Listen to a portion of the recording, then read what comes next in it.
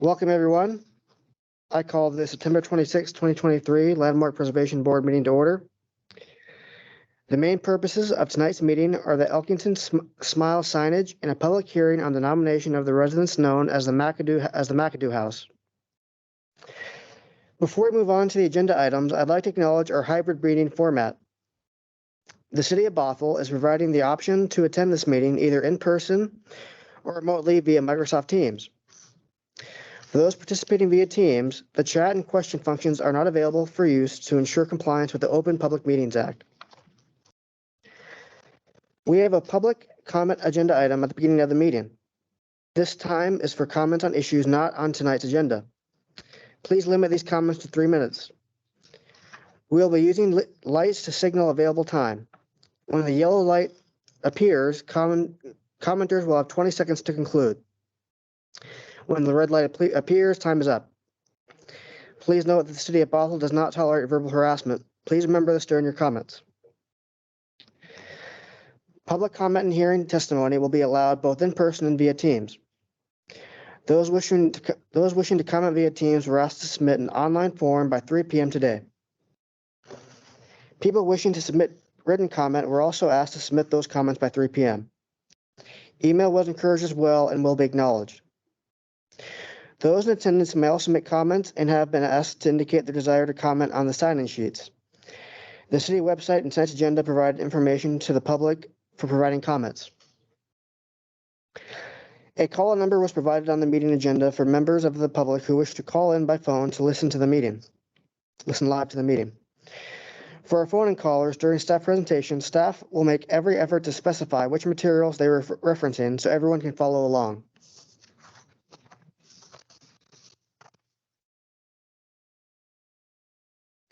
At this point, we will take a moment to acknowledge the attendance of the board members.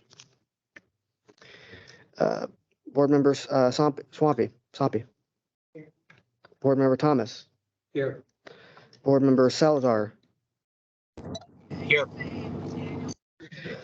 I don't have our fifth member on this. What is? I'm sorry. No, that's okay. It is Rolfson, and I'm. Board member Arulf Jolie. And if I butchered your name, I apologize. And he is absent.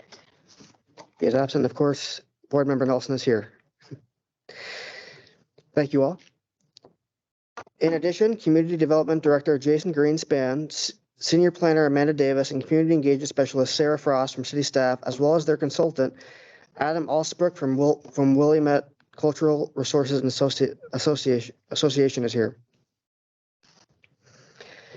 Lastly, before we begin, I'd like to reiterate some meeting guidelines. For all meeting attendees, please speak clearly and pause frequently. State your name each time before speaking. Mute your microphone when not speaking. And mute your microphone with not speaking.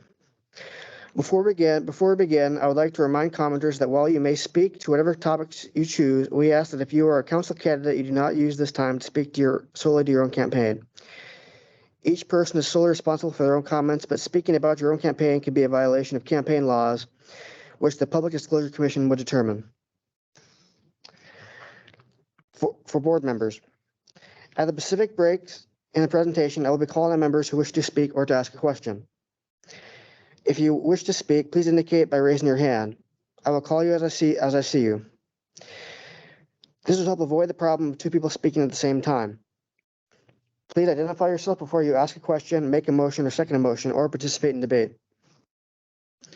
And if you're online, please mute your microphone. Please mute your microphone when not speaking.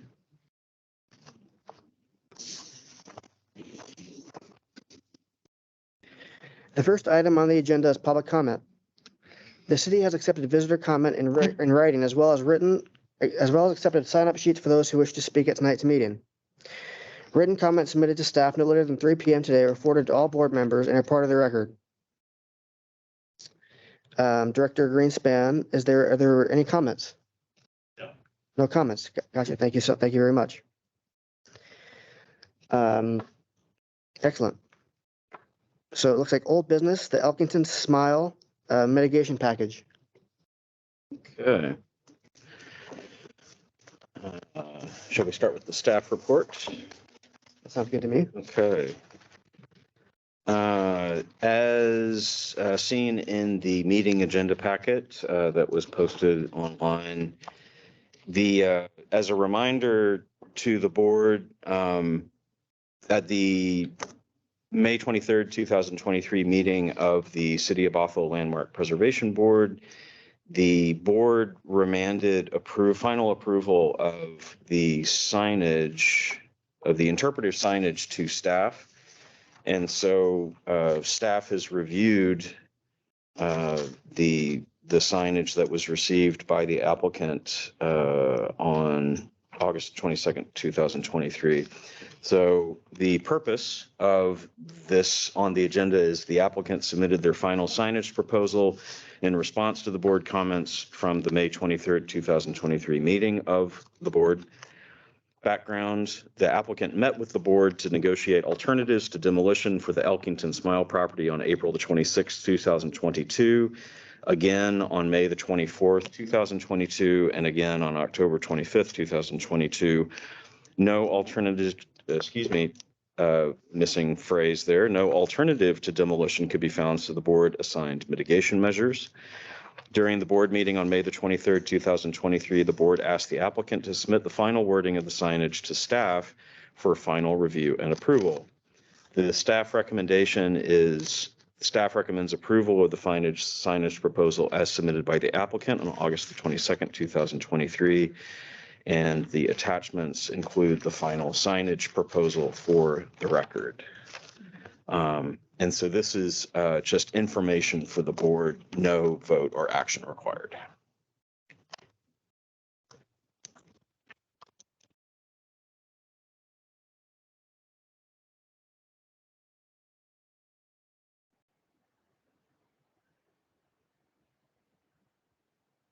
Can we send them a thank you? Do we ask the applicant if they wish to speak to their application, or is that not necessary at this time? For the. Yeah. Yeah, I since, mean, I'm not familiar with this project, but so there's no action. Yeah. I mean, sure, I mean, if they want to say a little something, sure, it's fine. It's just like an update. It's just an update, right? So we go. yeah, it's just an update. Yeah, so I mean, Mr. Chair, you can ask Tyler up there if he'd wish to say anything briefly, but he's not required to say anything if he doesn't wish to. Well, first off, Tyler, thank you for being here. And if you have anything that you wish to say, you may go ahead. Well, the video kind of lagged and whatnot. As I understand it, final approval's been accepted and we're okay to proceed with, I guess, construction once we're ready. Yes. Yeah. Okay. No, I don't have much to say. I'll make it short and sweet. I appreciate you guys' time and effort with this project. I know it obviously takes quite a bit of work on everyone's part. So that's all I have to say is thank you, and I appreciate it. Thank you. Thank you for being here. Okay, I think that concludes that item of old business, Mr. Chair. Thank you so much. So I presume that means we go to the public hearing? Yes, that is correct. Excellent.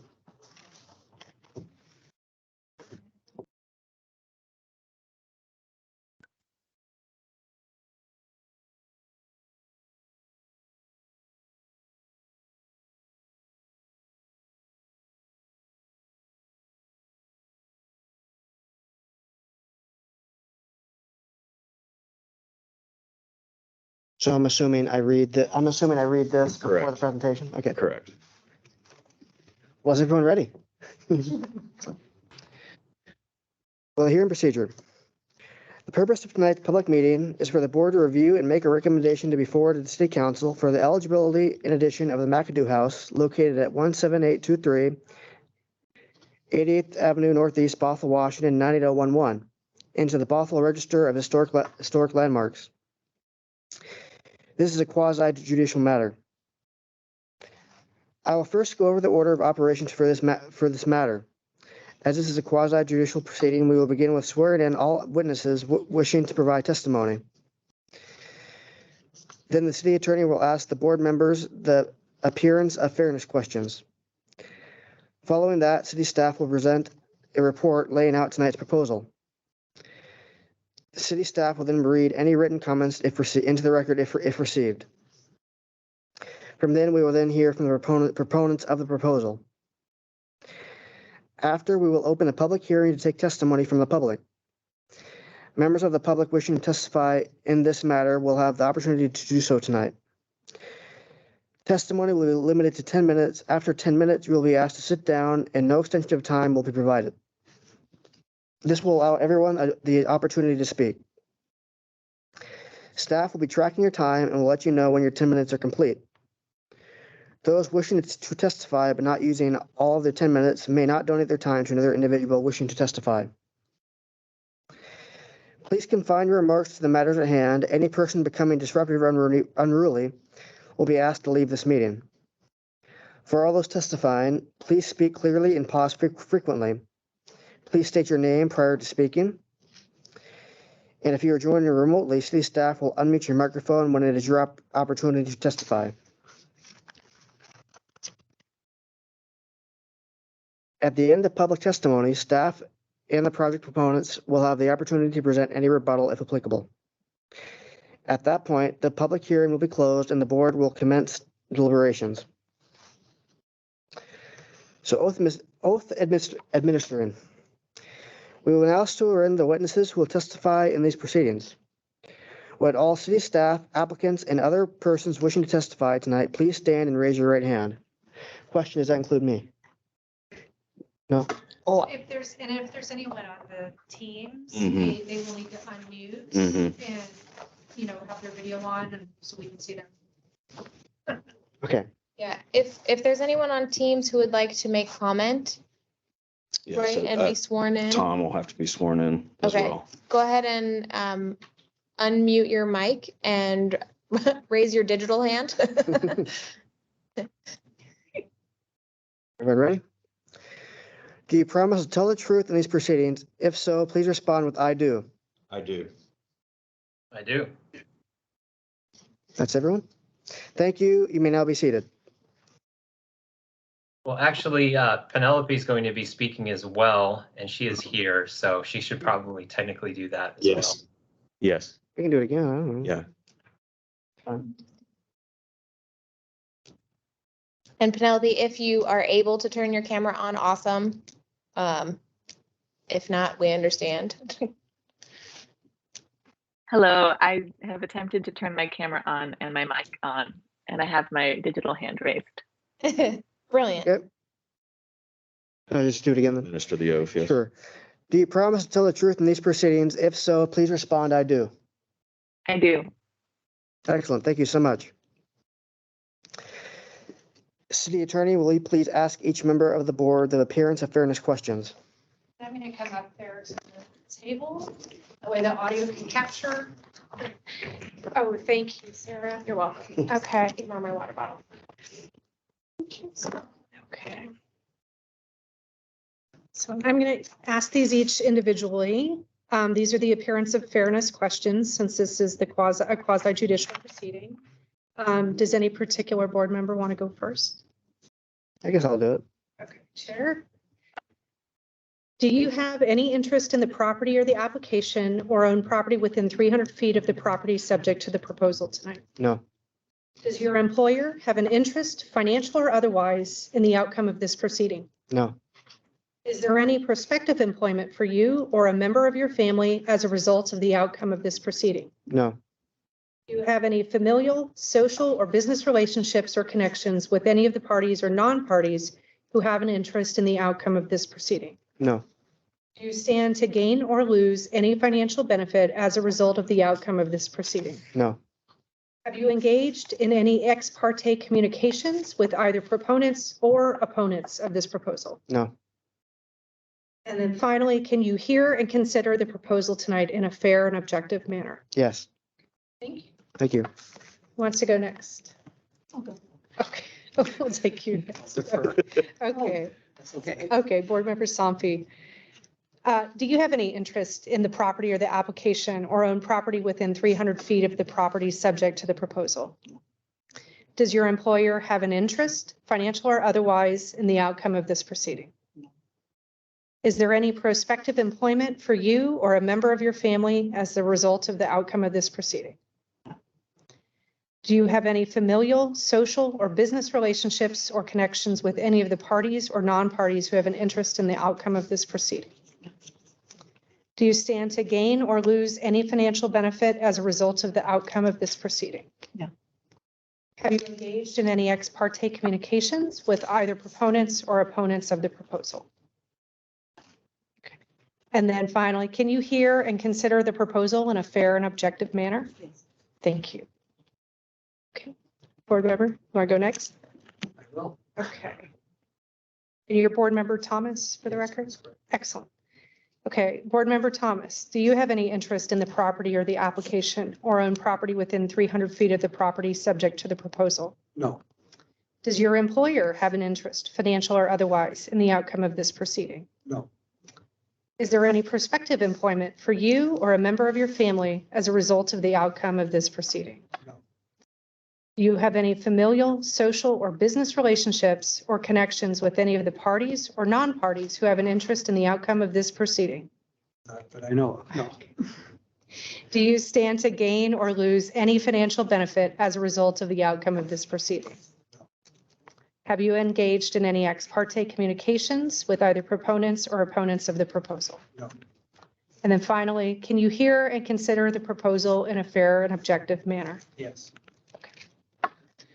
We have one last board member Salazar. Correct. Yes. Yes. Excellent. Are you ready? Yes. Okay, excellent. All right, board member Salazar, do you have any interest in the property or the application or own property within 300 feet of the property subject to the proposal? No. Does your employer have an interest, financial or otherwise, in the outcome of this proceeding? No. Is there any prospective employment for you or a member of your family as a result of the outcome of this proceeding? No. Do you have any familial, social, or business relationships or connections with any of the parties or non-parties who have an interest in the outcome of this proceeding? No. Do you stand to gain or lose any financial benefit as a result of the outcome of this proceeding? No. Have you engaged in any ex parte communications with either proponents or opponents of this proposal? No. And finally, can you hear and consider the proposal tonight in a fair and objective manner? Yes. Thank you. That is all the board members. Thank you so much.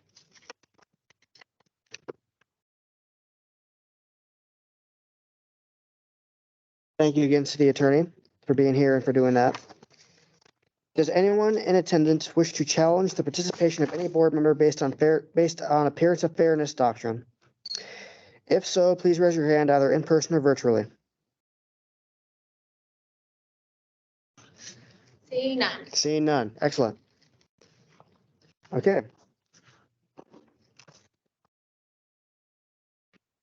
So with that mean I just go to, that's what I thought. Thank you.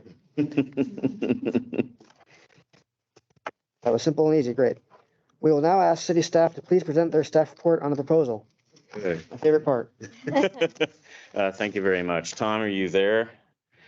Do you have to unmute him or can he Yes. unmute himself? Okay, Tom, thank you very much. Thank you for bearing with us. We had a few little technology glitches, totally my fault. And so we are going to be viewing a PowerPoint presentation that Tom and Penelope prepared.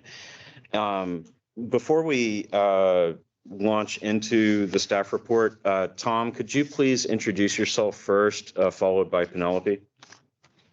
Yes, hi, I am Tom Heuser. I am an architectural historian with Willamette Cultural Resources Associates. All right, thank you, Tom. Penelope? Hi there, I'm Penelope Cottrell Crawford, and I'm also an architectural historian for Willamette Cultural Resources Associates. Okay, thank you so much. And then just for the benefit of both the board members and also the audience that we have coming in online, my name is Adam Alsabrook. I am Senior Architectural Historian at Willamette Cultural Resources Associates. and heading the Willamette Cultural Resources Associates team, administering the Historic Preservation Program on behalf of the city of Bothell. Tom and Penelope were the staff members who wrote just for some additional context before we go into the report. Tom and Penelope wrote the landmark nomination for the McAdoo house.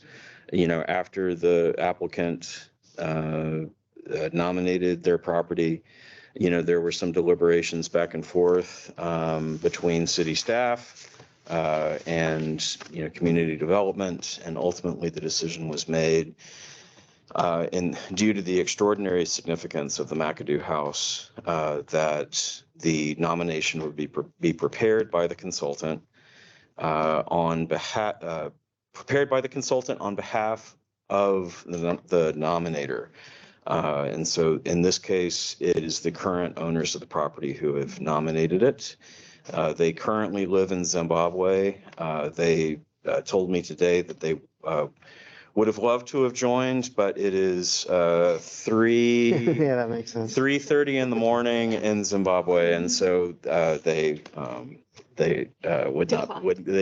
declined to attend. So just wanted to give a little bit of background on that. At this time, Tom, unfortunately, we'll have to do it the old school way. So when you need the slide advanced, please say so, and Sarah will advance the slide. But if you could launch into your presentation, kind sir. All right, very good. Thank you very much. So first, just kind of the basic points. The address is 17823 88th Avenue Northeast in Bothell, West Hill neighborhood. Historic name McAdoo House, common name Braxton House. ESC modern style. Builder was Edwin L. Dahlbeck. Architect, obviously, Benjamin F. McAdoo Jr. Landscape architects Edward Watanabe and Fred Ray. Significant occupants were the McAdoo and Braxton Johnson families. And then just some notable features: the attached carport, planting areas, the patio, wood bridges, wood sun decks, the false moat, and floating appearance of the house. And then some notable changes: pre-2007, the driveway expansion, and circa 2020, replacement of the rear decks. Next slide, please. Oh, yeah, there. Great, thanks. And then just the applicable criteria. We'll start after I finish this intro. We'll start with criterion D, which Penelope will go through, and which is the property embodies the distinctive architectural characteristics of a type, period, style, or method of construction, or represents a significant and distinguishable entity whose components may lack individual distinction. And then criterion B, which I will be covering, the property is associated with the lives of persons significant in local, state, or national history. And the areas of significance are architecture, community planning and development, and ethnic heritage. And the period of significance would be 1958 to 1962. Okay, I will pass it off to Penelope. Great, thank you, Tom.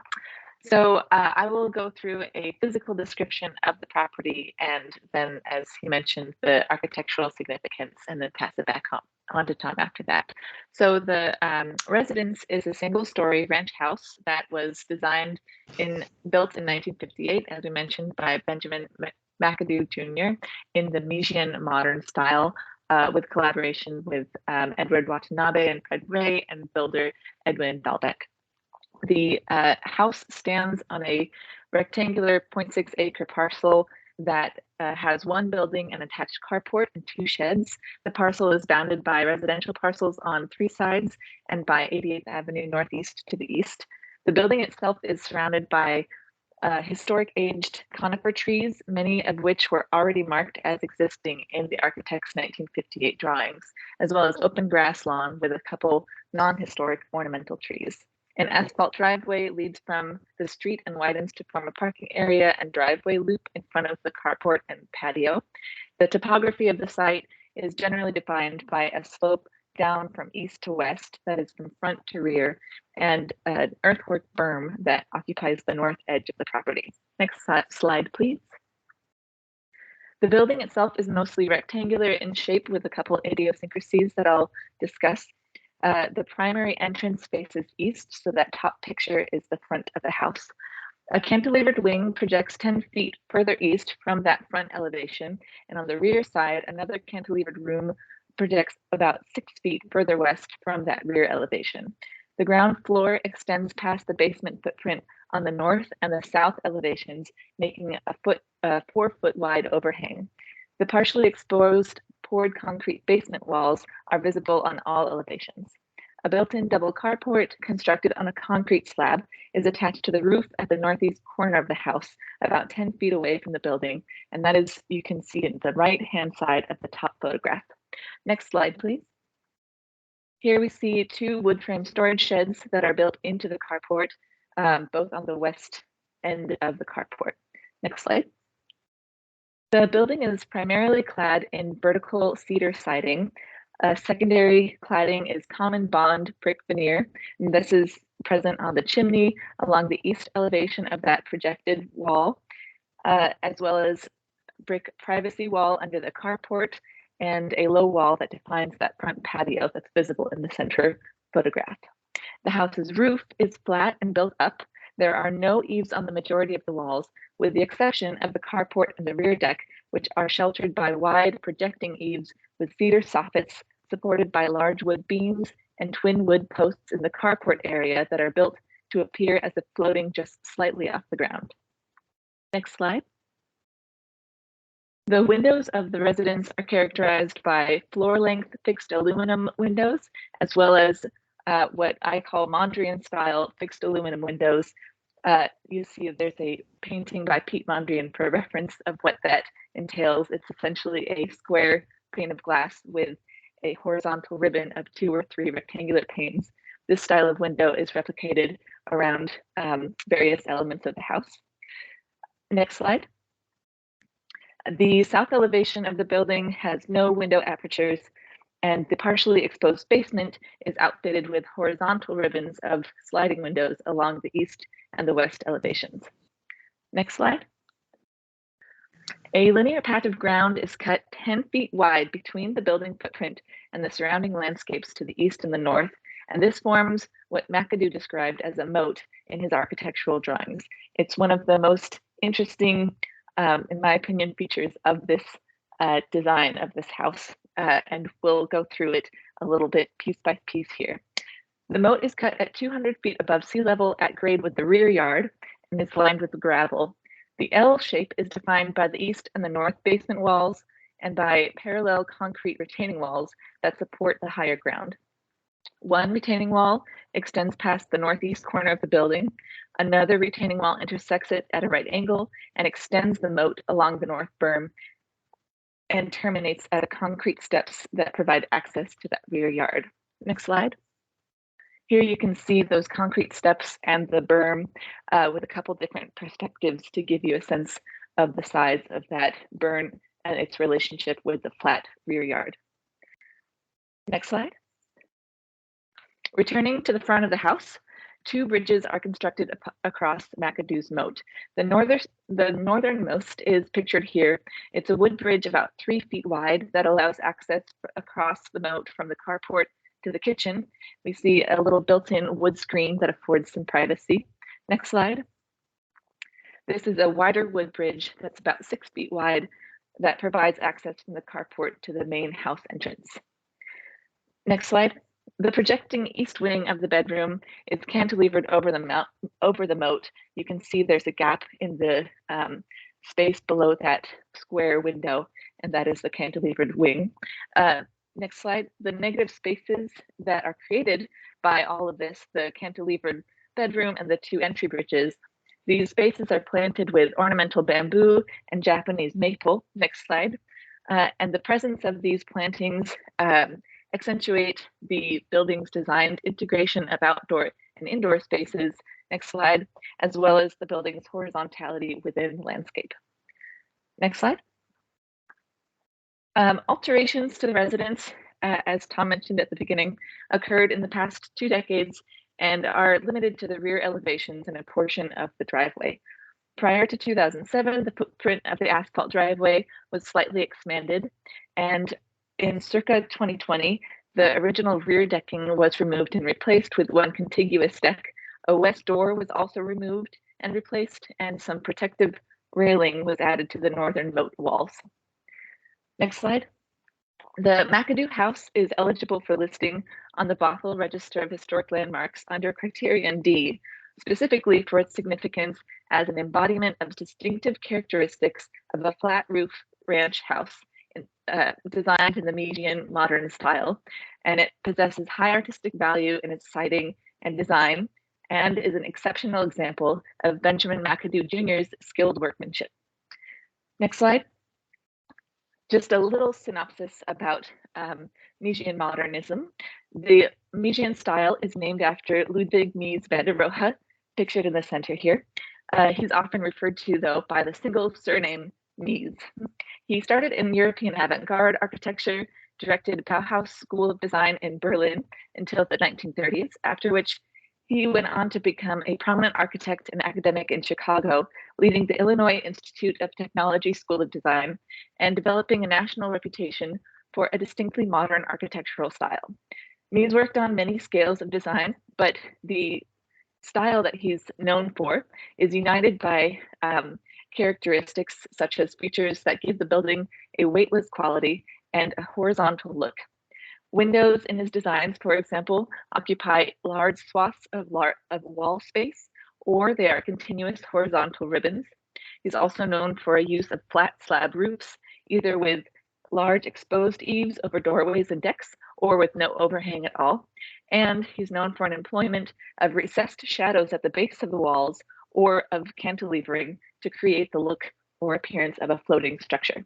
Next slide. As you can see, McAdoo's design and execution of the house is a thoughtful use of these Median elements, and the building continues to evoke this original design intent and continues to possess these high artistic values in the siding. Recent alterations that I described before have not impeded the character-defining elements of the house, such as the exposed basement, the overhangs, cantilevered elements, the windows, roof design, the moats, and the bridges, nor have they impacted the general floating effect that the building envelopes has. So ultimately, the McAdoo House therefore possesses integrity of location, design, materials, and workmanship to the period of significance, and its continued use as a single-family residence lends it integrity of association. So the McAdoo House possesses all 5 aspects of integrity and is able to fully communicate its architectural significance. And I'll pass it back on to Tom. Thank you. Thanks, Penelope. All right, so now I will touch on some of the highlights of McAdoo's extensive background and career, skipping over some of these items because there's a lot to get through. So he was born on October 29th, 1920 in Pasadena, California.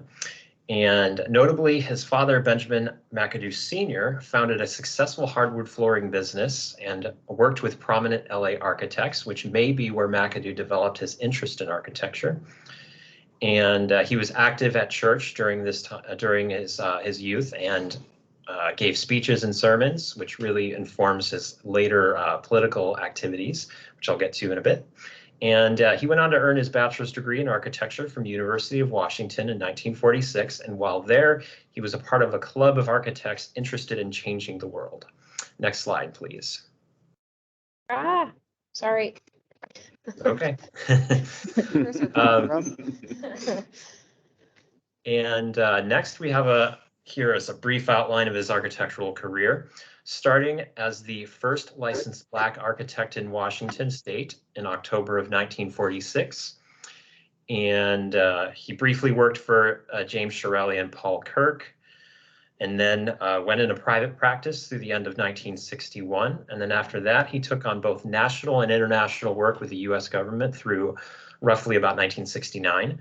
And then returned to solely private practice work out of his Seattle office after that until his death in 1981. And overall, he designed single and multifamily homes, as well as religious, institutional, and commercial buildings. And he earned multiple Home of the Month awards and frequently other forms of recognition for his work. Next slide, please. And now on to his civil rights advocacy and political activities. Most notable, he was a 1954 candidate for Democratic state representative of the 37th district under the campaign slogan, McAdoo will work for you.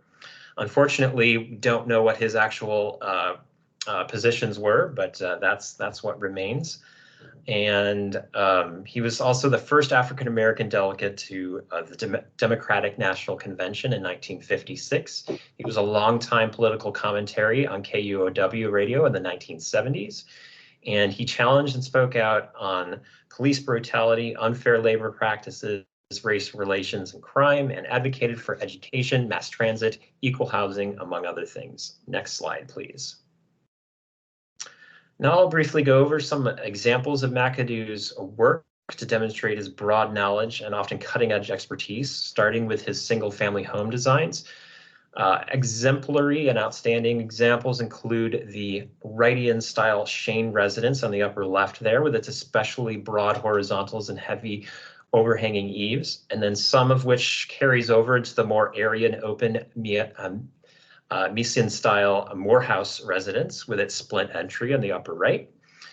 And then there's his 620 to 700 square foot economy homes of the early 50s, some of which were deemed houses of merit and others the first real economy home of the post-war period. And over 100 of these were reportedly built throughout Seattle.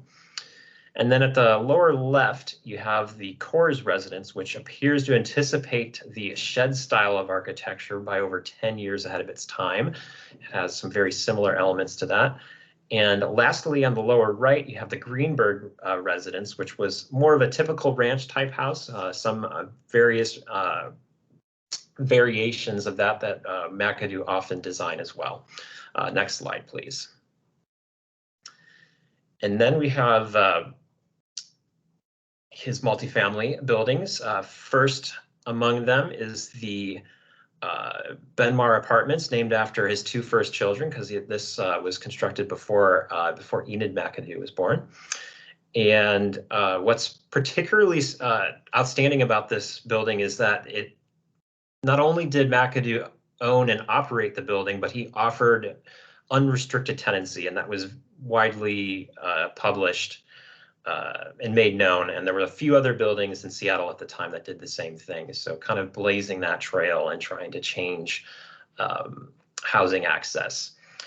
And also what's kind of cool about this one is that it appears ahead of its time for offering private balconies, which and having studied a lot of multifamily mid-century buildings on Capitol Hill, balconies did not become a thing until the late 50s. So he was very ahead of his time in that as well.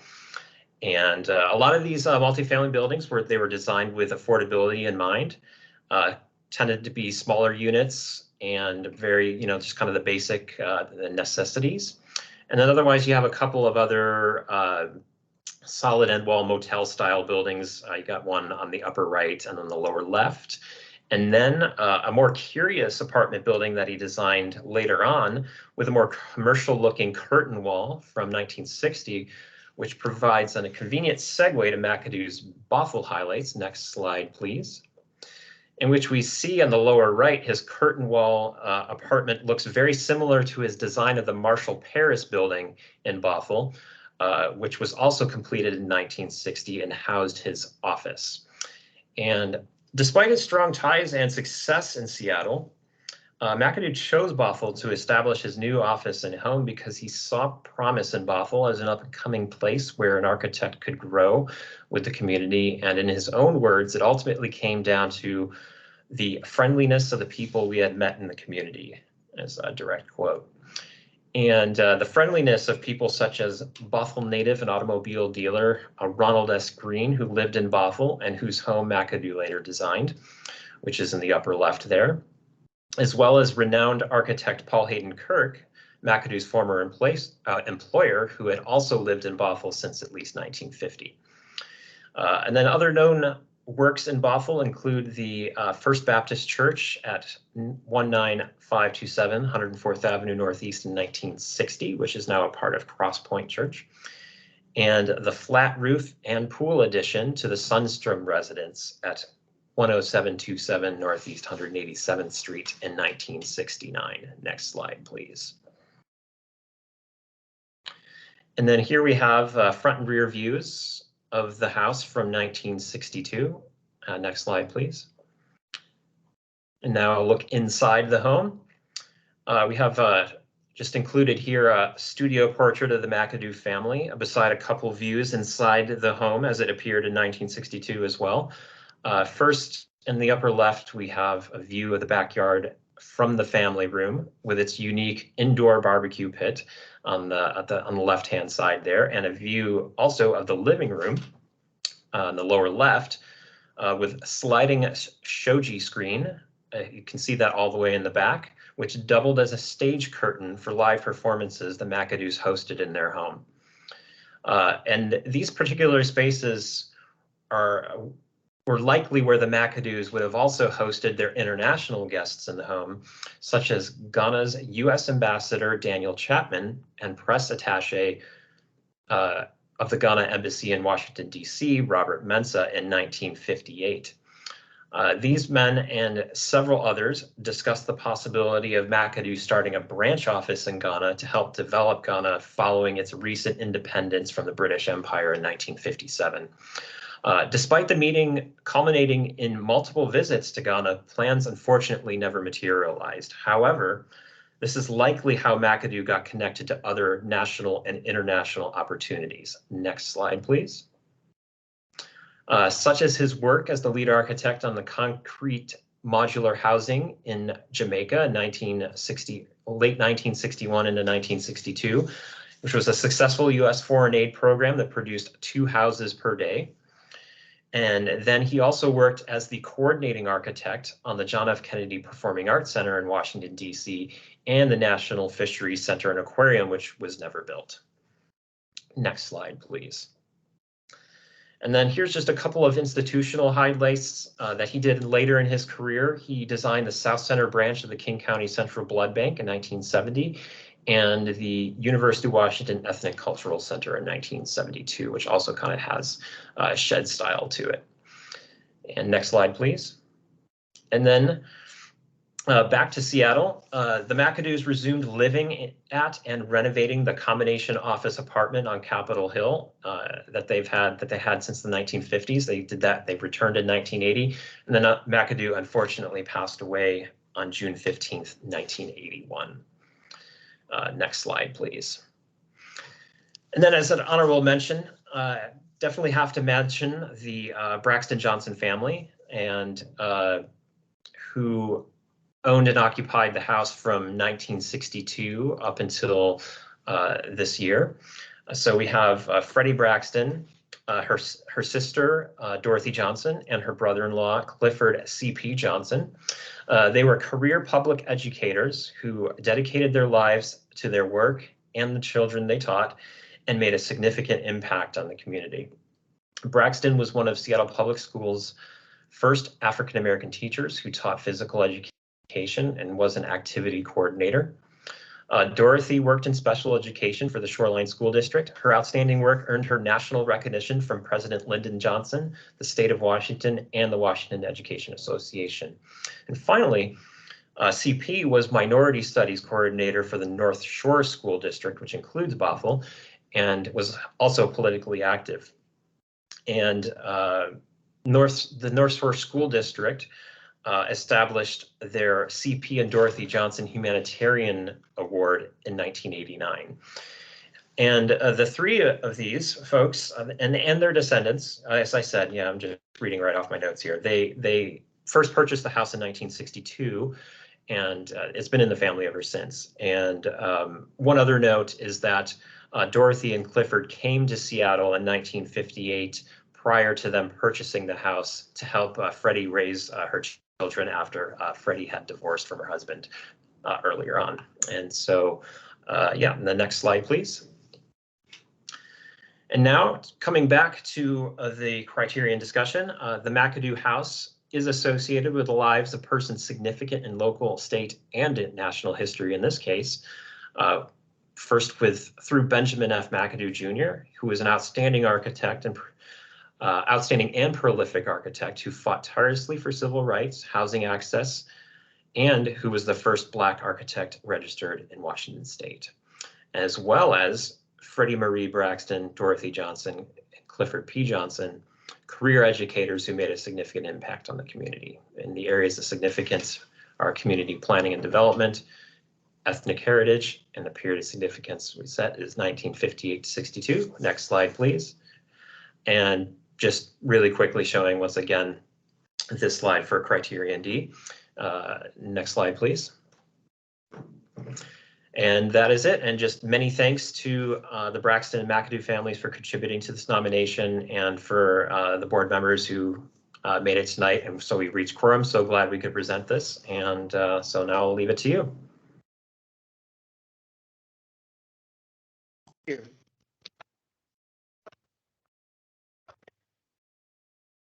Well, that was a cool presentation, so I just want to put that out there, but Thank you. yeah, thank you. No problems. I wanted to ask, this is Certainly. totally recorded, right? Yes, yes, So it's part of the public record. correct. Meeting could be viewed at any time. Great. You bring up Super presentation, thank you. a good point. Are there any questions or comments about the presentation that anyone on the board would like to ask? I think it was pretty thorough. I think that looked great, really. You did a great job. Thank you. Well, city staff, are there any written comments received? Yes. So there is one letter. I've got a copy of it, You did, correct? oh, good. I was like, Um, I know I have. Oh, wait a minute. No, I'm gonna have to, I have it. do you have it? Do you mind if I read it from your computer? Totally. Yes, it's actually that one. Oh, Yes, perfect. thank you very much. Okay. Arrived at the same time. All right. Excuse me. The following letter is on the letterhead of DOCO MOMO US WEWA, which stands for Documentation and Conservation of the Modern Movement. This is the Western Washington chapter of that organization. This letter is dated September the 25th, 2023, addressed to the Bothell Landmarks Preservation Board, care of Adam Alsobrook, in regard to support for nomination of McAdoo House. Dear members of the Landmarks Preservation Board, DOCOMOMO US WEWA, Documentation and Conservation of the Modern Movement, Western Washington, strongly supports the nomination of the McAdoo House as considered during the September 26, 2023 meeting. We are an all-volunteer nonprofit organization dedicated to raising awareness and appreciation of modern design in Western Washington. The McAdoo House is a vital part of the mid-century design context in the Pacific Northwest, representing the outstanding life and work of the architect and original owner, Benjamin F. McAdoo Jr. As the first Black architect to gain licensure in Washington State, McAdoo was instrumental in expanding the impact of modern design in the Pacific Northwest, bringing high-quality design to people in diverse communities and from a variety of economic backgrounds. As his career developed, McAdoo took on social activism, political service, international work for the federal government, in addition to his continued design career. McAdoo's persistent optimism, ambition, and willingness to help other people made him a pillar of the Northwest design community.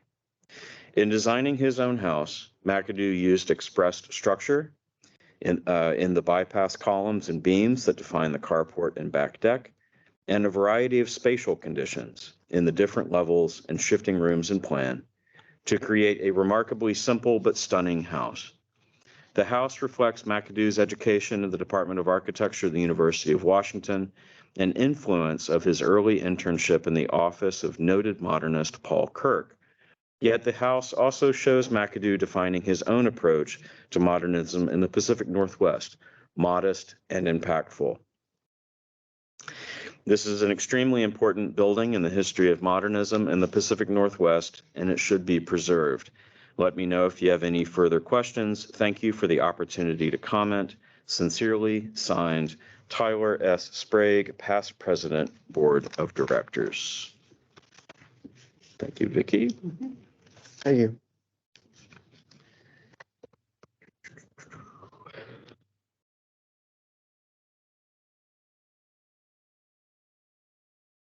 Ready to move on?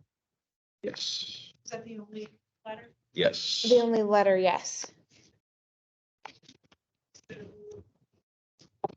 Project applicant has an opportunity.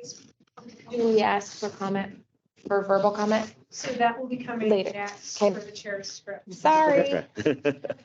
Thank you. thanks. The project applicant, if they'd like to speak on the proposal, you have 10 minutes to do so.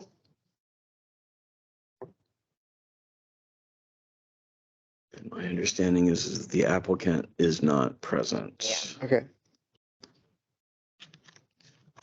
due to a times. Yeah, that would make Times, sense. That would make yes, sense. yes. Yeah.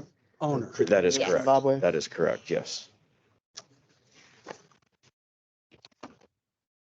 So I'm still gonna ask for public testimony. Excellent. Excellent.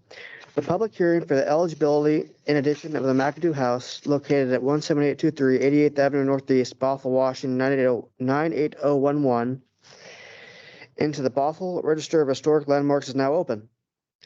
We will now ask for members of the public to present testimony, excuse me. Members of the public, if you wish to testify, please raise your physical hand, or if joining remotely, please raise your virtual hand. City staff will call on all of those with hands raised until all of those who wish to testify have done so. Please remember to state your name, confine your remarks to the matters at hand, and that you have a time limit of 10 minutes. City staff will alert you when your time limit has expired. Now, do we have anybody who would like to do that?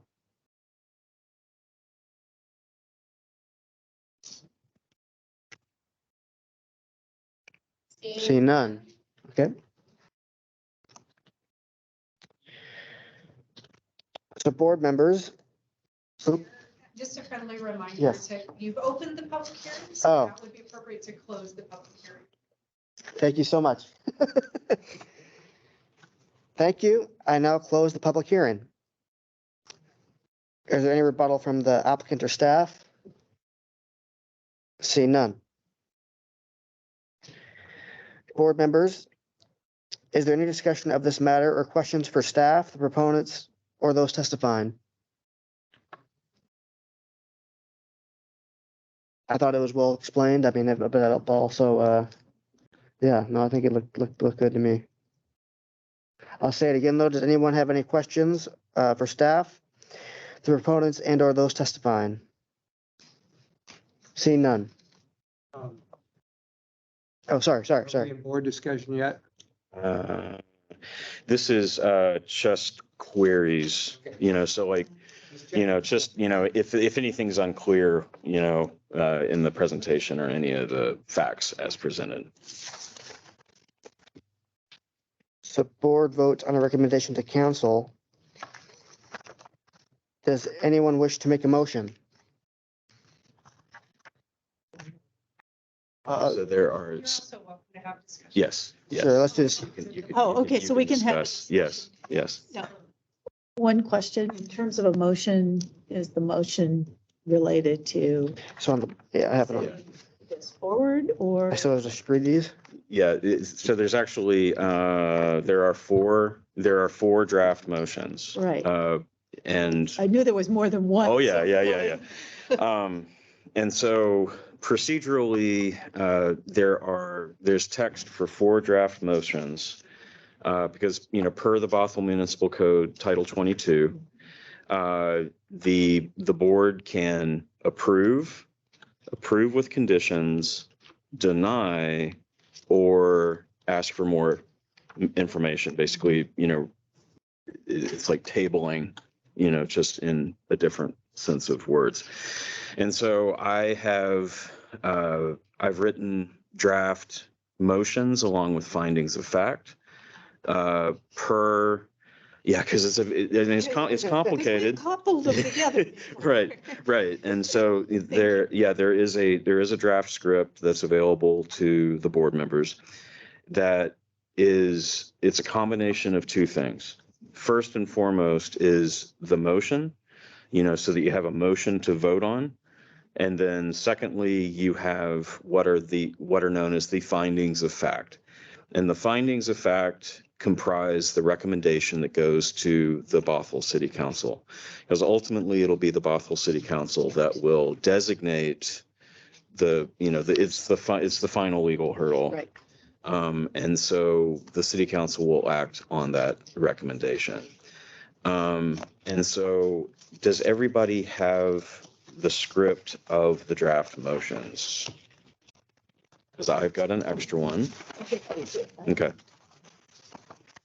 Here is one, and we're I gonna, don't think I have. I can look on. Yeah, we can share. Oh, I think there's another one. The fun of writing a document Is- as, as a group. Exactly. Is it appropriate to ask if this is going to city council for the Bothell registry? Does the applicant want to pursue state and national? it is unclear at this time. The only thing that has been discussed so far by the applicant is the desire to have the local landmark.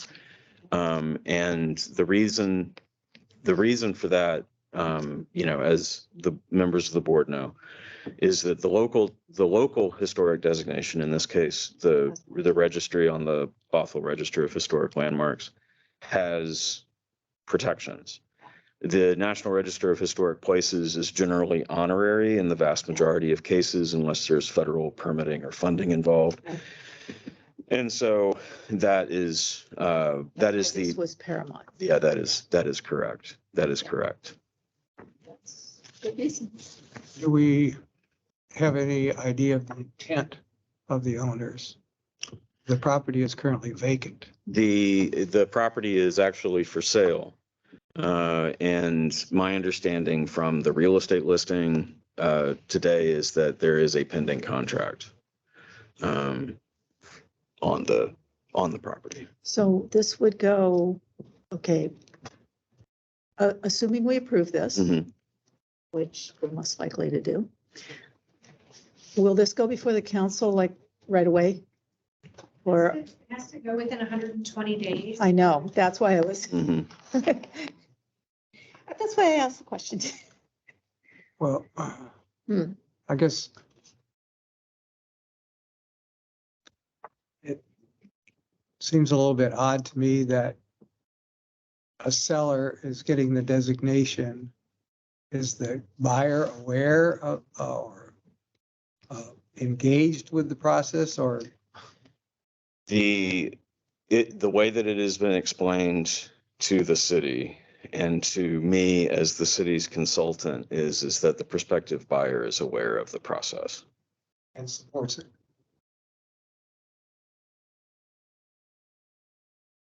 There have been two interested parties that have contacted the city about this property. And do we know the intent of either of the parties?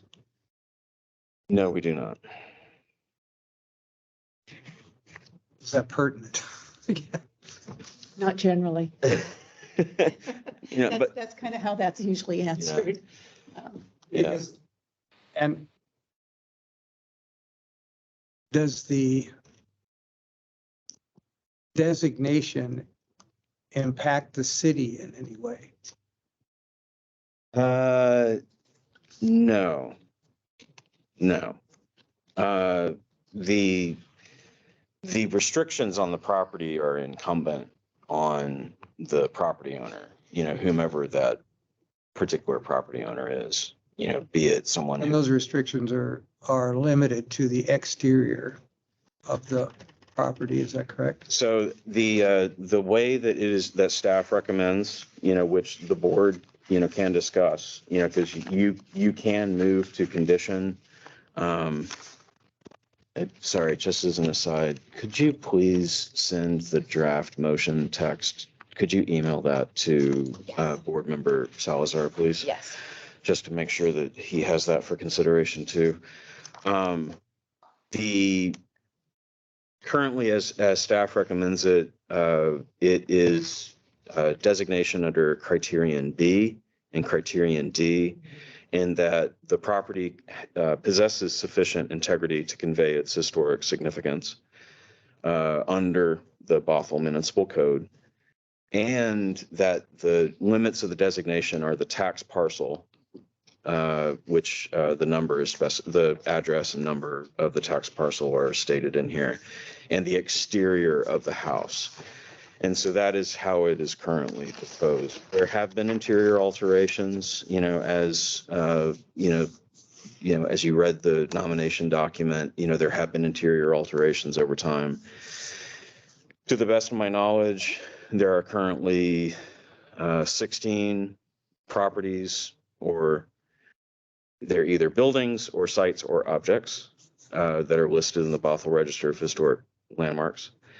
And of those 16, none of them have an interior feature that is protected. We've never been Yeah. able to. Yeah. And it's mostly not appropriate. Yeah. Yeah. And so the recommendation is, National. It might be a silly question when I ask it. For a potential buyer of this, is there any downside for them if we put this on our register? Is there anything, and again, that might be a silly question, but would there be a reason for a buyer to say, hey, I don't want this on the register? And again, if it's not even an answerable question, that's fine too. yeah, it's, definitely, it has been an unusual process. The best information that we have is that we're, acting on the intent, Yeah. Of the current property owner No, I get it. with, I get you. with the tacit understanding that the prospective, purchaser is aware of They it. know what's going on. Yeah, That's the important part to me. What's going on, yeah. But yeah, I mean, I think that I'm glad they brought this forward to us. I think it's really cool.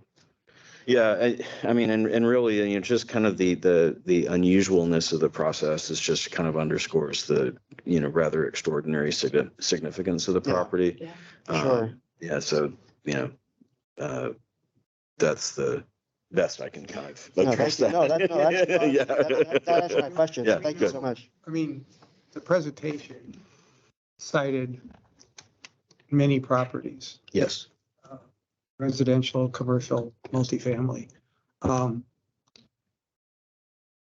Do we know the extent of preservation designations to any of those properties within Washington State? If I may, I need to confer with my colleague, if that's allowed. Tom, did you hear the question? Yeah, if I understand that correctly, you're asking whether any of his other works have been landmarked? Correct. To my knowledge, I'm not aware.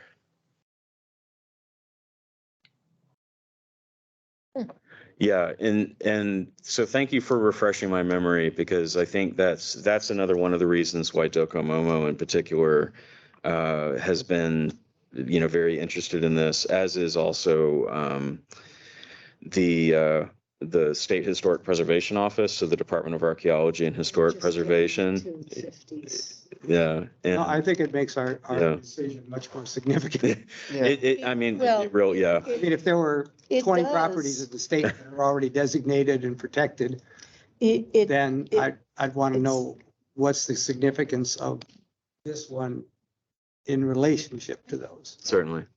But It's pretty if there's amazing none, I property. think it's pretty significant to start the ball rolling, Yeah. because this seems like I think what's significant though is when we came home in 90, we'd been out of the state for 10 years and I had just graduated from architecture school. And there was the murmur about, are we going to save any of these? Right. And not just are we going to save any of them? Hey, by the way, that was the first time I heard about McAdoo. And that was in the Seattle Times. They were writing him up. And they said, he's been here, he's doing all this. And it isn't just him, it's people who work for him, with him at the university. There's a volume of this work out here. And to the best of my knowledge, I haven't heard that much of it's being preserved. I would say that among the successes, because I think that, scholars have only just, architectural historians and other scholars have only just really delved into this. But I mean, definitely tooting the horn of Tom and Penelope, who, took this project and ran with it, and researched and wrote it in less than a month. That's amazing.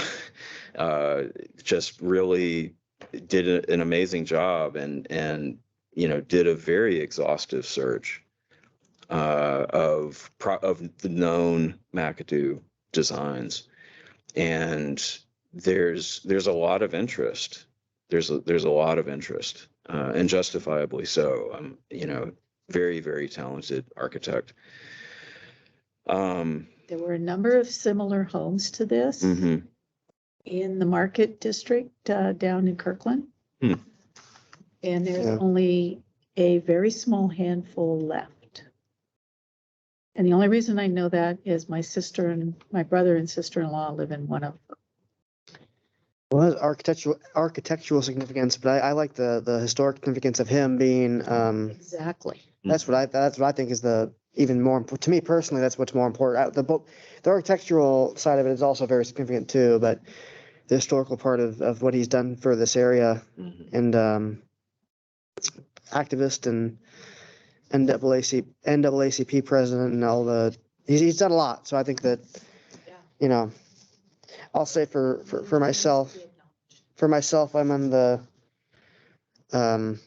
approval category. I mean, we can, speak for myself. Sure. Question. Go ahead. Yes. I think you mentioned in the presentation a couple of other sites in Bothell. Is that, Oh, yes. have that correct? That is correct. Yes. Yes. And does your map happen to show where those are located? I have some suspicions, but Unfortunately not. That's a great idea for You the need to future. check on the greenhouse. We do know where the greenhouse is. So we've got the location of the greenhouse. The greenhouse is actually in the Bothell inventory, which means that it's been surveyed. That only means that it's I- been surveyed. It's not been mentioned. Right. I'm only saying it because I knew Ron Green. Oh, And he was one of the first people that we worked with when we came home, and we worked with him in Scouts. And, I remember visiting the house once, just, to pick up my husband because he was Right. over there. But he was significant to the city as well as you could look at the residents on both of those levels. okay. To the best of our knowledge, the Ron Green residence is still in existence as of August. The Sundstrom residence, which, there was an addition that was made to it and a pool that was added to it. So the Green residence is at 18334 94th Avenue Northeast. It was constructed in 1960. The Sundstrom residence is 10727 Northeast 187th Street. Those are up by the Bothell Methodist Mhm. Church. Yeah, I've been in the Sunstrom residence too. And then Bothell First Baptist, 19527 104th Avenue Northeast, 1960. It's Cross Point Church. It has been highly modified, and it's very visible from the road. And the Marshall Paris Building at 18041 Bothell Way Northeast, 1960, which was demolished in 2014. And it could be, this is just one of those add-ons, though, that we can do some of what we had as, instead of just doing plaques for some of the buildings that we wanted to call attention to, we could do, the landmark board can do our own interpretive signs.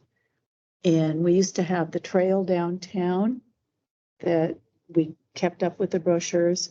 We can start to add some of these types of buildings to it. Is that the town gown loop? Yep, as well as on the corners, the little plaques on the corners that have the little flyers to say, hey, this was here and it was important. Because with encouraging people to get out and walk if we give them something to look at when they walk by. You know, and just to kind of speak, you know, just very briefly, just in summary, to the point of the known, there are, of course, going to be unknowns. And so that's why we're proceeding very carefully. Anytime we've got something that's built in this mid-century modern time period is, you know, the city's permit records don't go back that far. But there's other ways that we can kind of suss out these details on some of these properties, but we're very reliant, staff is very reliant on the anecdotal information that members of the public can bring to bear, particularly in upcoming survey efforts. It's probably time that we consider doing a resurvey. You know, that we've lost properties, you know, everybody knows that we have. So that's something that, you know, staff is available for, you know, further discussion, you know, with the board. Because, you know, there are undoubtedly additional McAdoo, you know, projects I can think of two Mm. in my neighborhood. that you either suspect or know for certain. I suspect very strongly. Yeah. So, you know, I would say, you know, things that we can, you know, If research. not, Yeah. They are very good mid-century modern. So, yes. Actually, three. Were you able to send that to board member Salazar? I did. Okay. Okay, then we can. Board Member Salazar, can you just confirm whether or not you received the options via email? I did, thank you. Sweet, thanks.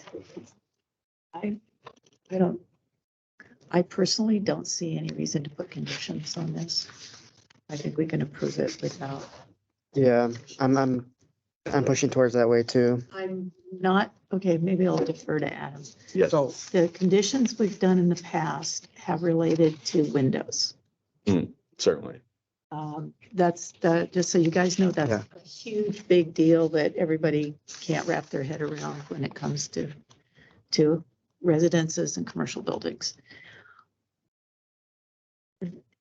We have better window choices now. Mhm. This building could be upgraded with appropriate windows.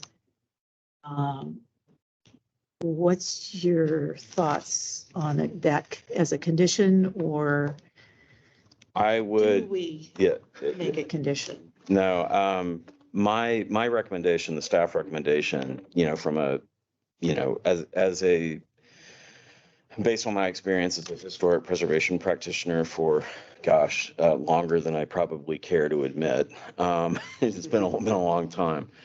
My recommendation would be that there not be that condition placed. You would have to review a window replacement project anyway. Oh. You know, and That's- because it's the exterior, I'm you only know, bringing it up with you guys because it no, we has been certainly, a nightmare. yes. been on some around of long these enough here buildings. to know that in some cases, but I think, as you suggest, I think doing it this way leaves the responsibility to the future owners Correct. to come back to us and say, Yeah. we can replace these windows, we can get thermal conditioning, and they'll look exactly like the original, Yeah. Or as close as we Or, can get, you know, which reasonably close. is, This is what it looked like originally. This is what it's going to look Yeah. like after it.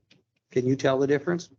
And in general, it's like the individuals who have contacted the city either via email or by telephone have been advised that, you know, windows are considered, you know, because some people think, well, a window is like an interior feature, and it's like, well, no, it's also an exterior feature. And so, you know, it would have to be reviewed by the Landmark Preservation Board.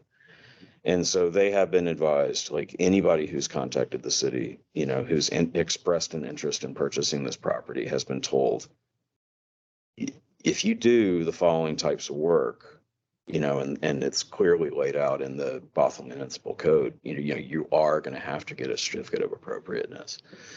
And so I think leaving it open-ended in that regard, I think would be preferable, because the exterior kind of covers everything, you know. well, it's been thoughtfully maintained. Because Yes. sometimes you can't get the exact material, but you do what you can do, and they've taken that into account. I actually walked the property today. Oh, good. Oh, wow, that's cool. Couldn't see through too many windows, and it's a challenging property because of the elevations. But the back deck is not, consistent with 1950s construction. But That's probably a good looks, thing. it's still, as you saw from the pictures, the railing and things there are very modern type looking. They didn't put up something that was clearly Yeah. plastic Mhm. around it or something. Mhm. So the decking is a Trex type material, but the rest of it I would have seems probably approved consistent. that, having been dealing with having to replace a deck right now. Yeah. Because even though because we don't have tight wood anymore, your 30-year recommended cedar decking is about 15. Yeah. If you're lucky. Yeah. I was going to say close to 20 minutes, but No, it's cedar. I have cedar. And it was. we had cedar too. It didn't last very long. Oh, man. Yeah, no, so I think, I guess So I can make a motion to, Yeah, you go ahead, make the motion. I'll Uh, second it. do I have to read all because you this? can't. One quick thing I want to say, does board member Salazar, do you have any comments you would like to say? Just, I want to make sure that you're involved if you'd like to be with the conversation. There's no comment at this time. That's okay. Thank you so much. So I'm ready for the I motion. need to read this entire. Yes. Okay, here we Yeah, it is a long Sorry script, to- but, Well, Um, Is it allowed to speak now as an audience? Because my wife and I, my name's Hall, my wife Chi and I, we're actually the potential future owner of this house, and we also we also graduated from architecture school. So no matter this is the landmark being approved or not, we're certainly gonna preserve the house and trying to understand the original intent of McAdoo. So I think our major question is the. I'm sorry, could you please hold on just one moment, please? We need to speak to the city attorney. So Sure, no problem. hearing Thank you. was opened and closed, and we've moved on to deliberations. Did I they don't come in know why late? they didn't raise their virtual hand. We're gonna- Yeah. I mean, I didn't understand. at this point, we've moved on to deliberations, and so the time for public comments is well behind us. Could we reopen? I'm really not recommending that you reopen, given that you've begun deliberations. I mean, Yeah, you're past it. We can appreciate their comments, but it's close. I mean, Adam, have you seen reopening a public hearing? I mean, I guess we could, one of the option is to defer consideration of the nomination to receive additional testimony. So it's a bit out of order, but I mean, I suppose we would need to swear them in, Right. and the chair would have to reopen and reclose the hearing.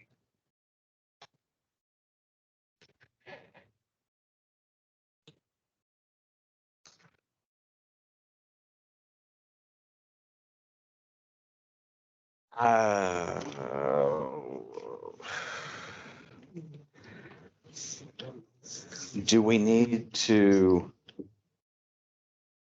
who makes the decision to reopen the hearing? It's the procedure. Does the board have to vote? Like, does someone have to make a motion to reopen the hearing to take the testimony? Yeah, so one of their options is to, one of the motions is to have the matter deferred, to continue to another public hearing to be held on a certain date to receive additional testimony. Because we have I don't know that if I really want option in the code, I suppose technically we could apply it now. It's very out of order. It's very out of order. The code doesn't really tell us what to do if we have somebody who chimes in very late. But because we do, I mean, it's up to the board and what they want to do, if they want to reopen the Okay. public hearing, because they do have this deferred consideration of the nomination. Delay from. Oh, no, yeah. So if we're, sorry, what question? So if we reopen it, we can, and they speak, we can do it, we can then close it and then do the, like, make a decision, or we have to wait until another month? No, I mean, again, the code does not speak to this. So, I mean, it's extremely out of order, but I think what you should do is if you do feel like having additional testimony would be valuable to the board, Yeah, it's fair. you could reopen the public hearing, have them sworn in, and make sure that they have the opportunity to testify.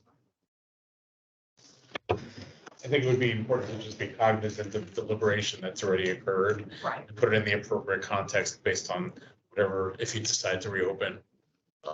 Yeah. Good question. So I'm just gonna speculation here again. If I make a motion to defer our decision for 5 minutes in order to allow us to open public testimony and close public testimony. Is that an effective motion? I want to couch it within the terms that the code seems to allow for, even though the code doesn't specify how long it has to be deferred or. Right. I think it says to a continued public hearing. Yeah. So there's no motion on the table right now, so that's good. So you're not having to table any motions or anything like that. I think at this point, you could, if the board is so inclined, someone could make a motion and you could vote on the prospect of reopening and taking additional testimony. So, Can I say I'm not trying to make a testimony, and I don't want to interrupt the process, so.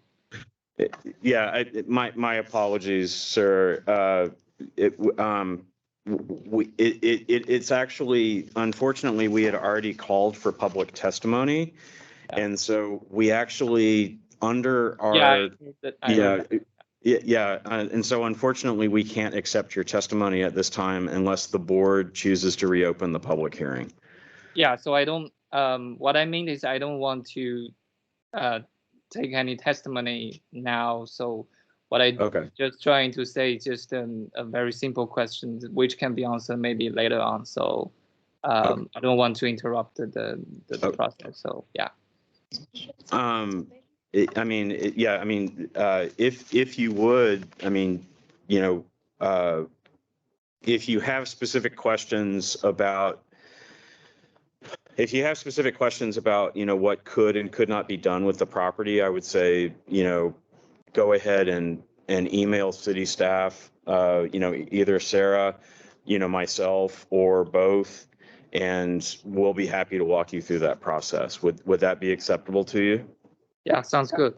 And okay. Yeah, and I think I also heard, to answer a question previously, like if the purchaser, which she says like aware of this process, yeah, the answer is yes, we do. Okay, that's good to know.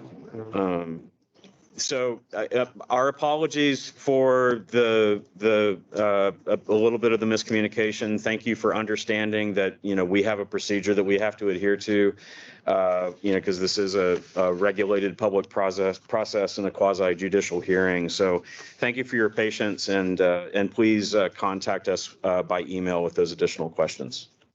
Thank you. No problem. Thank you. Thank you. Okay. Okay. So yes, to go back, yes, the motion and the findings of fact have to be read into the record. Okay. This is set up just to read it. Pursuant to Bothell Municipal Code 22.24.010A, the City of Bothell Landmark Preservation Board recommends that the McAdoo House located at 17823 88th Avenue Northeast in Bothell be designated as a City of Bothell landmark and listed in the Bothell Register of Historic Landmarks. This recommendation is based on the following findings of fact. 1, pursuant to BMC 22.20.010 and BMC 22.20.020A, the current owners of the McAdoo House nominated the property to be listed in the Bothell Register of Historic Landmarks on July 18th, 2023. 2, pursuant to BMC 22.20.020B, the nomination form was completed on August 18th, 2023, and the nomination was referred to the City of Bothell Landmark Preservation Board for their consideration during a public hearing held on September 26th, 2023. 3, pursuant to BMC 22.16.010, the McAdoo House was constructed in 1958 and is more than 50 years old and is significantly associated with the history, architecture, archaeology, engineering, or cultural heritage of the community. Therefore, the McAdoo House is eligible for inclusion in the Bothell Register of Historic Landmarks. 4, pursuant to BMC 22.16.1010, I'll repeat that, BMC 22.16.010, the McAdoo House possesses integrity of location, design, materials, workmanship, and association.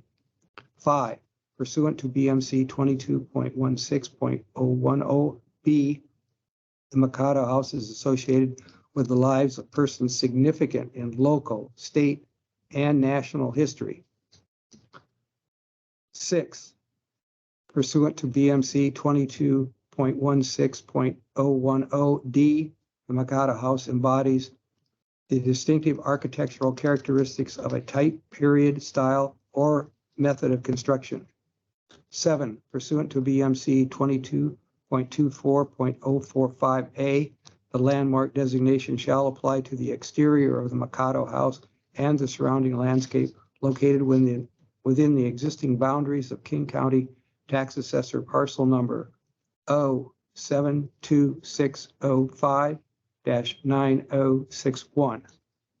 Pursuant to BMC 22.24.030, this recommendation of the City of Bothell Landmark Preservation Board and these findings of fact will be forwarded to the Bothell City Council.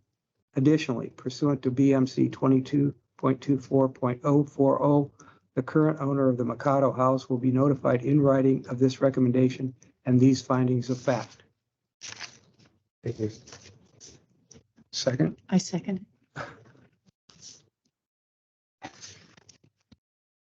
Okay, I heard a motion and a second. So does that mean we go to a vote? That is correct. Thank you. Board Member Sompe? Board Member Thomas? Aye. Board Member Salazar? Aye. Myself, aye. I'll say Board Member Nelson just to say it, but aye.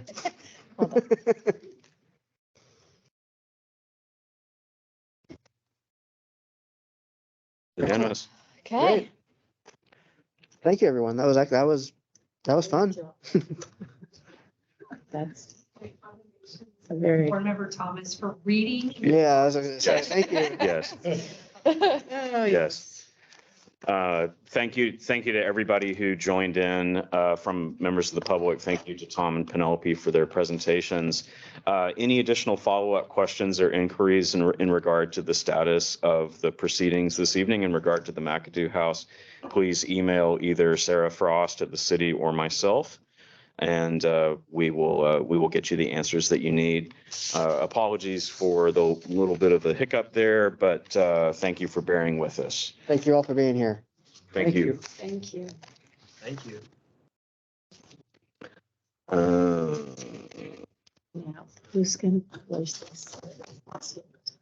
That is not, I do not have an answer for that. And maybe not even just that, somebody should let, oh, shoot. Who's our public relations person? On Channel 9. Shoot. The digital newspaper downtown. I can't, oh. Stranger? I hate. No. Yeah, Stranger actually would be a good one too.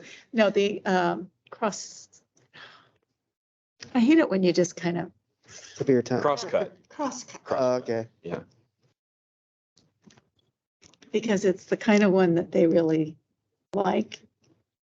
There is there was an individual who will probably will drop that dime on our behalf.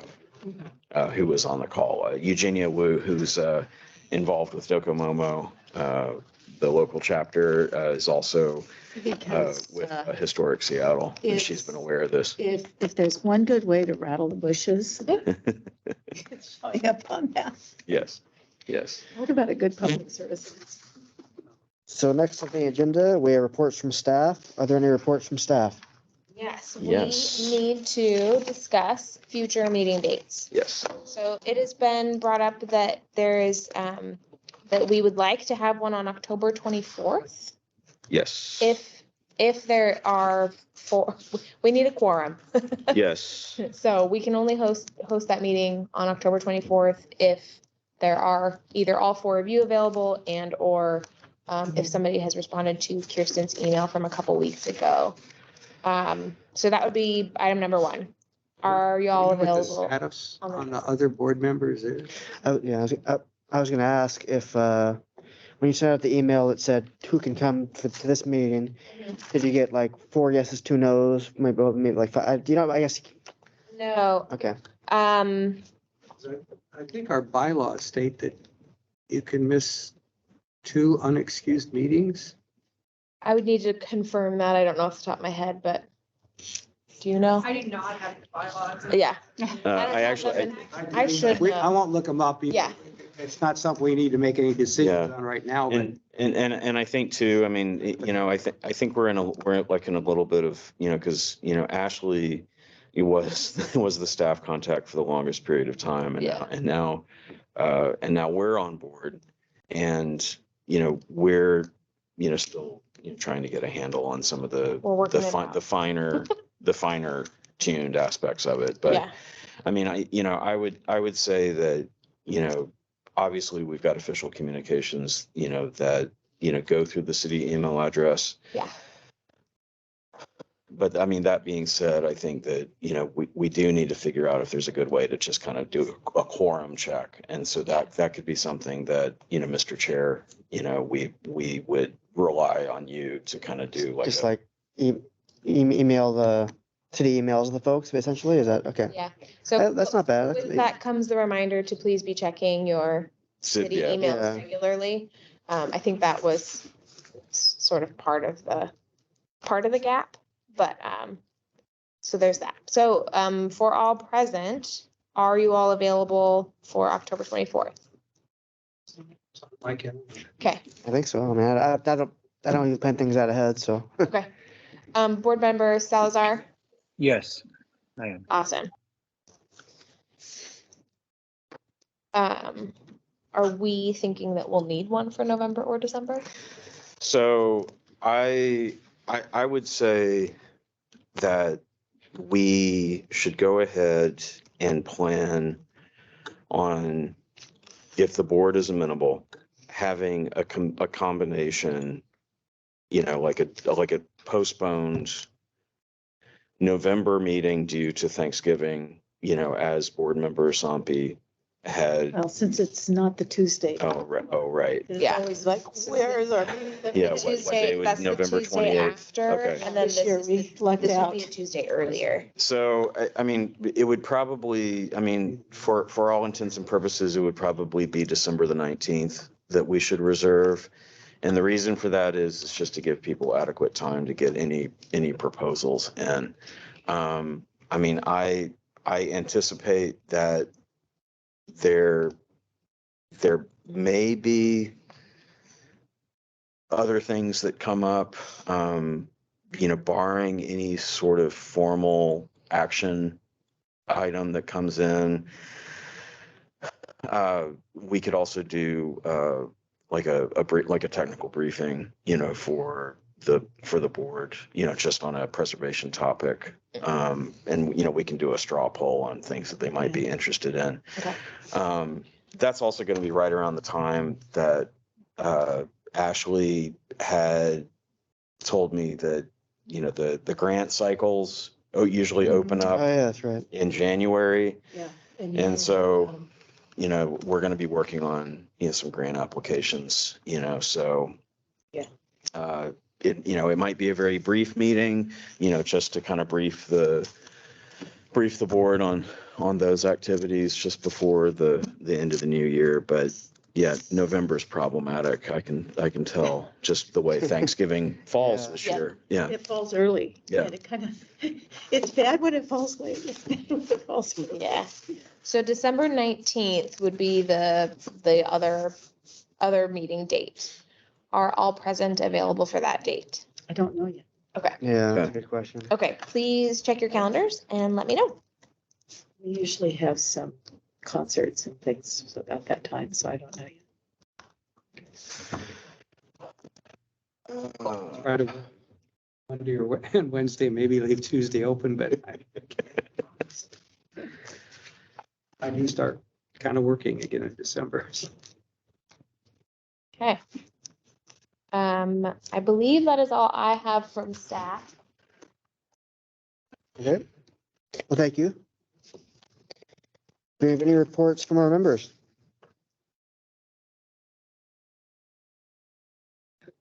I'll give it one more second. We have a special meeting coming up, don't we? In October or September. That's that October 24th. Yeah. Yeah. It's in regard to the comp plan. Yes. Correct. Yep.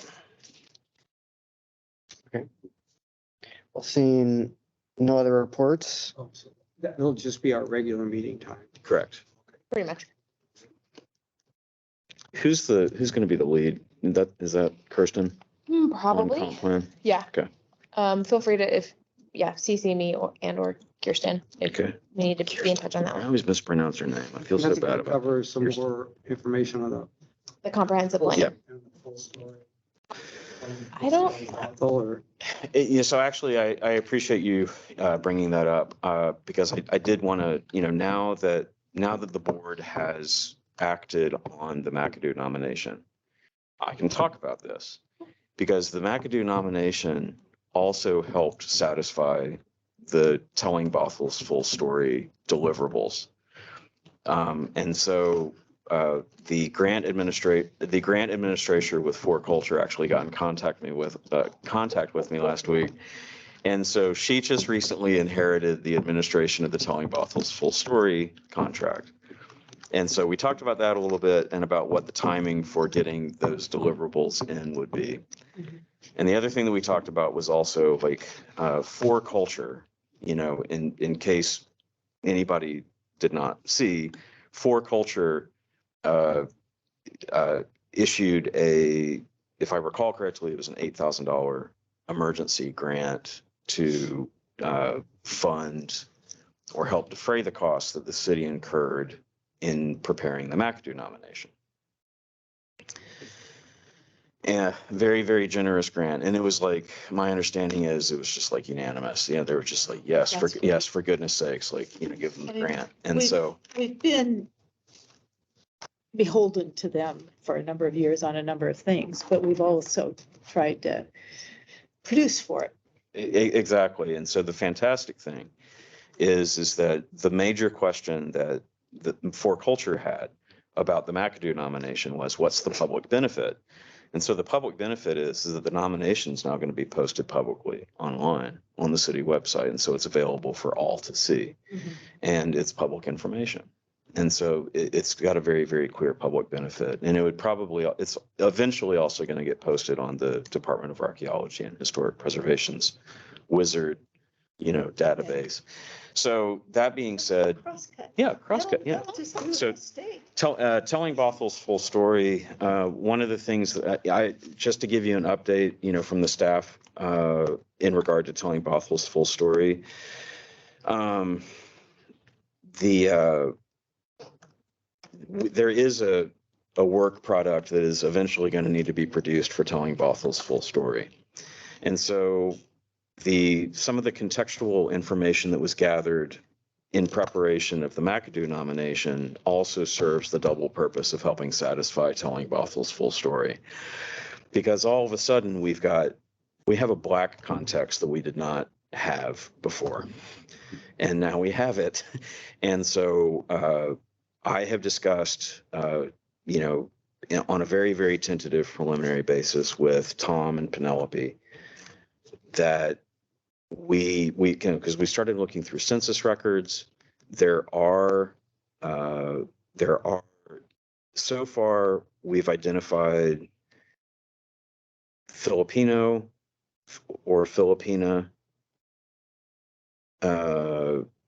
individuals, Black individuals, and preliminarily have identified some Japanese families as well. And so there's additional research that needs to be done to kind of button up, you know, all of this, you know, into something that provides that public benefit, you know, a context statement, as it were.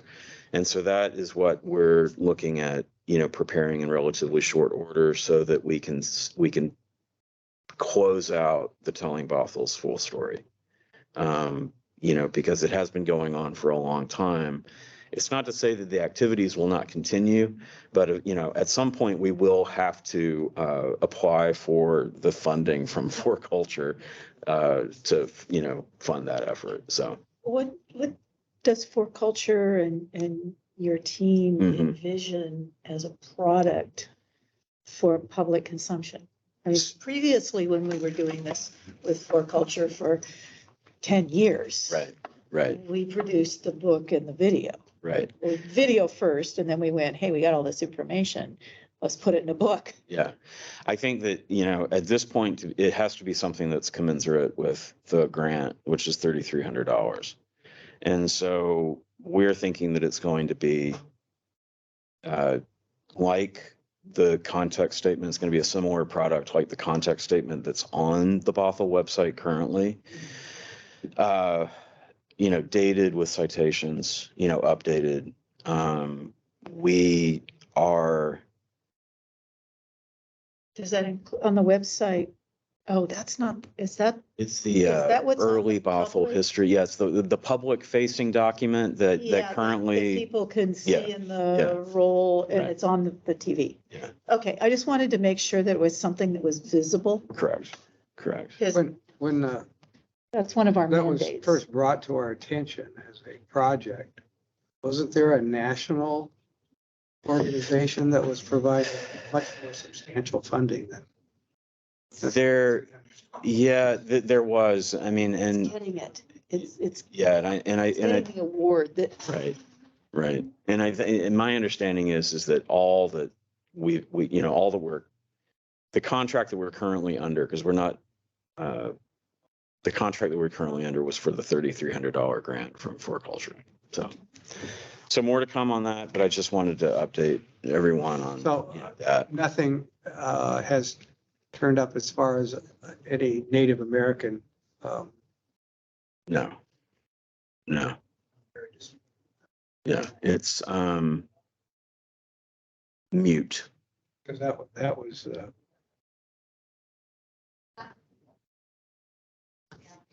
That was the reason I came on this board in the first place.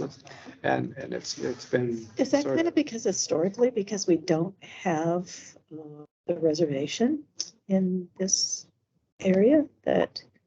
I think that there's probably many complicated reasons I'm sure for that. there's a number of complicated reasons. And It usually is for. And it's also something that we have a cultural ethnographer, you know, who works for our company, but she's only recently started, and so there are other knowledgeable individuals who can speak, you know, much more, you know, to that. There are existing public historic context statements for the Native peoples history that are out there that pertain to Bothell. But it's as far as specific sites, that's restricted. Oh, yeah. And so it can't be shared publicly. And so that's what we're. I know Yeah. we butt up against that regularly, but that's. But the site locations are not as significant as what the site locations tell us.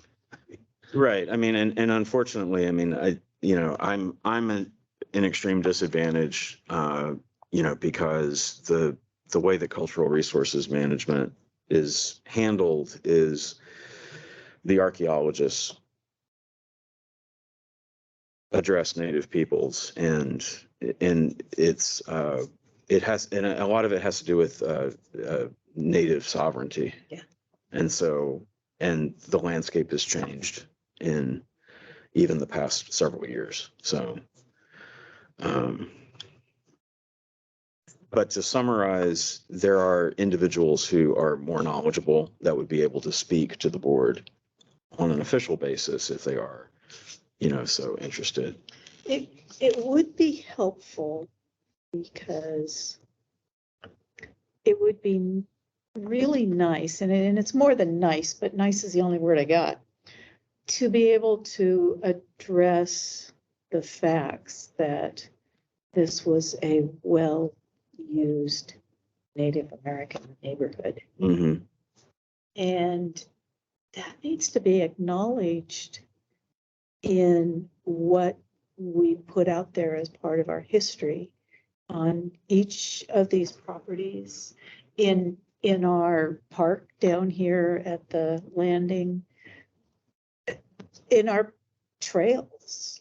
And I would like to see a connect, one of the things in the comp plan is how do we connect our trail system Mhm. with our rivers and some of our neighborhoods uphill and downhill, because we have several hills. Right.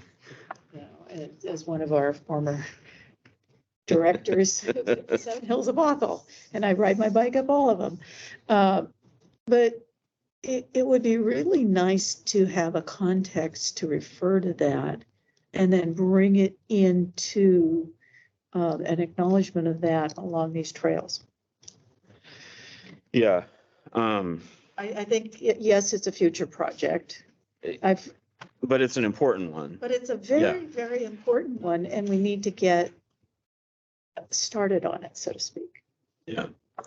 No, I So we need their guidance because, okay, if we can only say this much, where can we say it? Because we don't want to infringe on your archaeological toes.